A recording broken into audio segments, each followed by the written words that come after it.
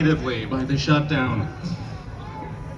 The story of Victor and Vincent Earle is one that could be repeated across the Commonwealth. It was a father and son duo who owned Keating Summit Hotel in Austin, Pennsylvania. They have lost 80% of their income, but have still been able to retain their 7 employees for now. Vincent said that his father, Victor, would always say, "Treat your employees well, because they will make or break you." They feel burdened to continue to pay their employees for as long as they can. A few of them have small children still, and one is just a few years away from retirement. Stories like these could be multiplied across the Commonwealth, and we're going to be sharing more of them with you today. But our next speaker is the founder and firm president of Scaringi Law and radio talk show host of The Mark Scaringi Show. Please help me welcome Mark Scaringi.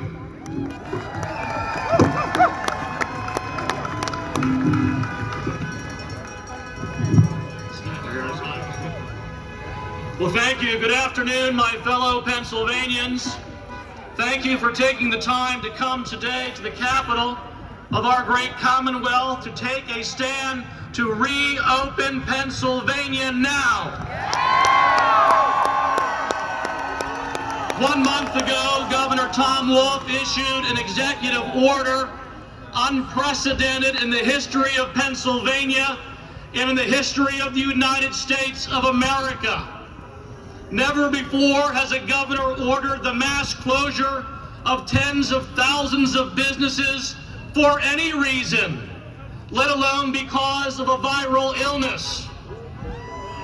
Why not? Because that's not the way the laws are supposed to work. Our laws do permit the governor to issue orders of mandatory medical testing, isolation, and quarantine, but only to individuals infected with or likely exposed to a communicable disease. And even then, the government needs to prove its case in court before it can take away that person's freedom.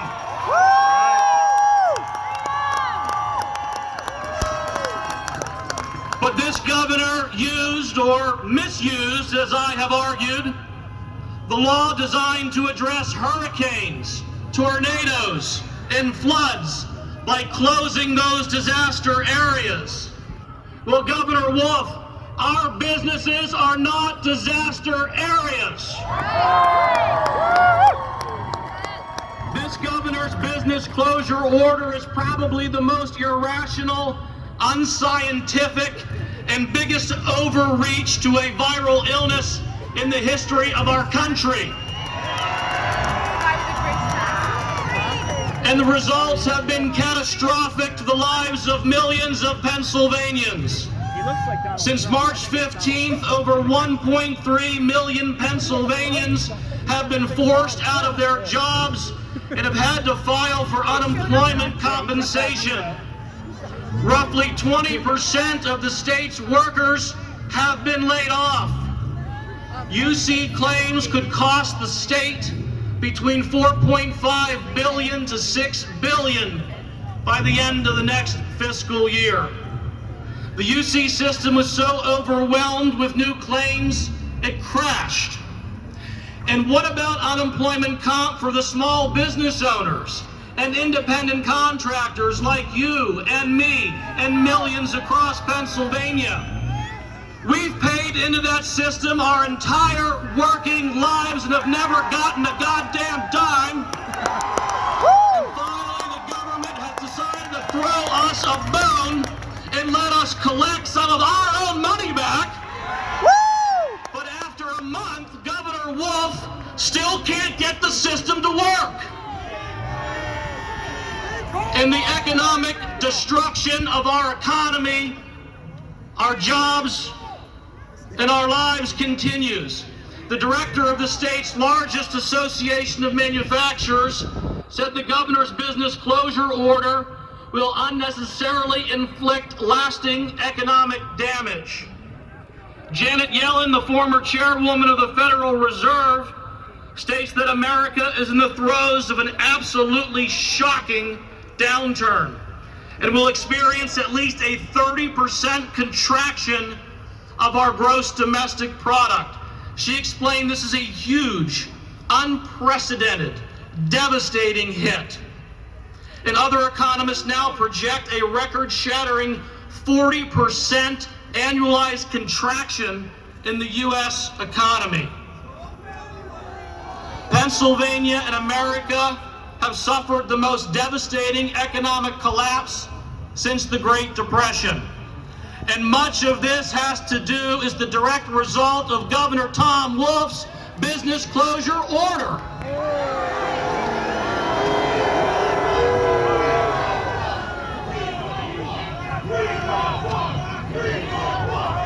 Now, I've been fighting this order and fighting to reopen Pennsylvania's businesses since day one.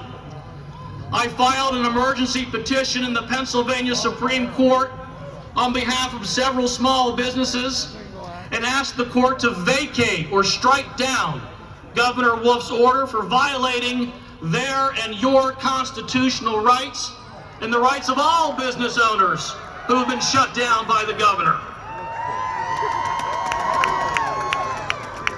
Now, regrettably, the court denied our claims. It even declared that you have no right to judicial review if your business was forcibly closed. That means you have no right to go to court to try to reopen your business. You know, we have judicial review in times of war, but we can't have it during a viral illness? How is that just? How is that right? How is that America?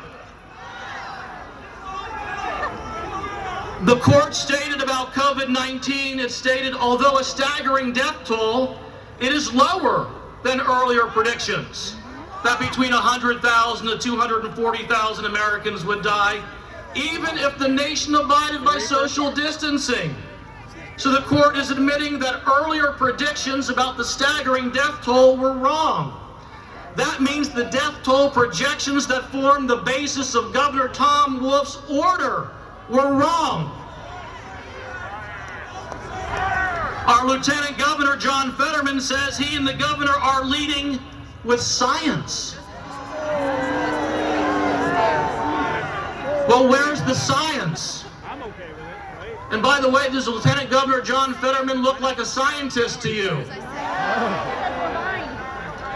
In support of its conclusion, the lower court cited an article appearing in Politico, a left-leaning news website. After the Reaper.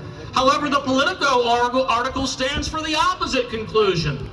The article cites senior Trump administration officials citing the effectiveness of the federal government's social distancing guidelines.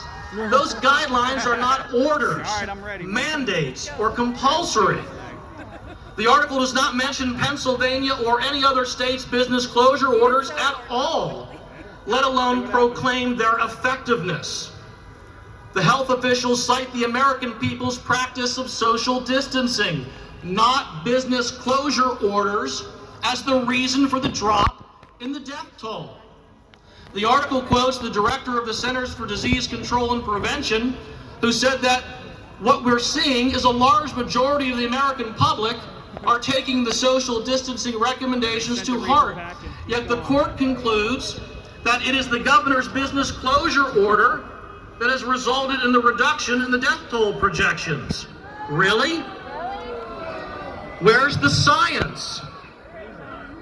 Let's look at a few numbers. Johns Hopkins University of Medicine's Coronavirus Resource Center, as of April 13th, reported 557,000 confirmed cases of coronavirus in the U.S.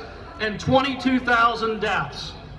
Now that's approximately 0.17% of America's 330 million population has been infected with the virus. And 0.007% have regrettably died from it. Johns Hopkins reports that with more testing, the case to mortality ratio will be even lower. Compare the coronavirus to influenza. The CDC estimates that from October 1st of 2019 through April 4th of this year, there were between 39 million and 56 million cases of the flu. Between 18 million and 26 million medical visits due to the flu. Between 410,000 and 740,000 hospitalizations due to the flu. And between 24,000 and 62,000 deaths due to the flu. And that death rate exists even though we have a flu vaccine. Those flu numbers can also be considered staggering. But we do not shut down tens of thousands of businesses and lay off millions of workers in response to the flu. Now where's the science? Here are a few more numbers. And by the way, I read where our Secretary of Health, Dr. Rachel Levine,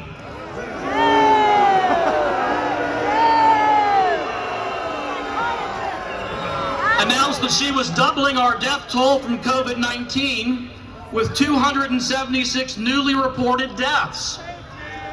Now the jump, she said, is partially due to the fact that probable cause deaths are now being factored into the total. Probable cause means, well, it's possible those deaths were caused by COVID-19, but we're not sure. Does that sound like science to you? Where's the science? Let's talk about science. A report published by the Pennsylvania Department of Health on April 16th reveals that nearly 80% of Pennsylvanians who've contracted COVID-19 reside in only 10 of its 67 counties. Over half of all COVID-19 related deaths have occurred in nursing and personal care homes. And over half of COVID-19 related hospitalizations involve individuals over the age of 65. Now, a rational scientific response would be to target the prevention and mitigation efforts to the demographics and in the geographical areas where the risk is. Yet the governor declared every square foot of Pennsylvania to be a disaster area and closed Pennsylvania businesses en masse. Is your business a disaster area? Well, it might be right now because of Governor Wolf's business closure order. 3 of the petitioners in my case are located in Warren County. Warren County has 1 COVID-19 case and no deaths. Yet the whole county is under shutdown and lockdown.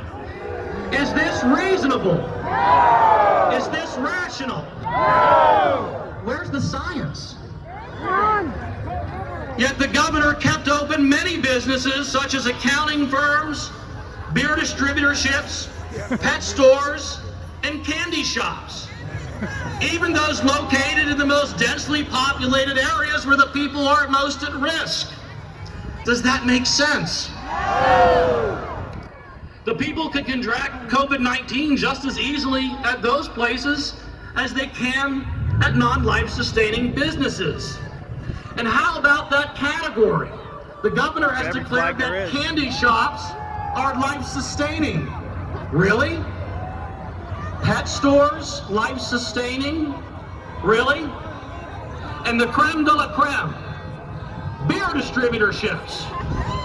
Are beer distributorships life sustaining? But don't answer that. Don't answer that. That's probably pretty open. One thing we do know is that Wolf Home Products, the governor's former family business that makes kitchen cabinets, they're life sustaining. How do we know this? The governor declared it to be so. That's just what we need right now in the middle of this COVID-19 viral illness. We all need new kitchen cabinets. So call Wolf Home Products at 1-800-388-9653 and order order yours right now. You know, I went online and looked, and the cabinets are quite nice, actually. So we have home builders who actually build homes that people need to live in. They're shut down. We have car dealers who sell cars that enable us to get where we need to go. They're shut down. We have real estate agents who help us find the homes we need to live in. They're shut down. But you can still get nice new kitchen cabinets at Wolf Home Products. Does that sound fair? Does that sound just? You know, that's great that the governor's former family business has been able to stay up and running. But what about our businesses? Not the lumber yards! What about our rights? Aren't we life-sustaining too? Doesn't every business sustain the lives of its owners, workers, vendors, suppliers, and most importantly, its customers? Now, although we lost the fight in the Pennsylvania Supreme Court, rest assured, my fellow Pennsylvanians, I will continue this fight. I will not throw in the towel. I will soon file a petition in the United States Supreme Court in which I will ask the highest court in the land to give Pennsylvania business owners and workers the relief we need to open up our businesses. Yes, with COVID-19 precautions in place to protect ourselves, our colleagues, and customers.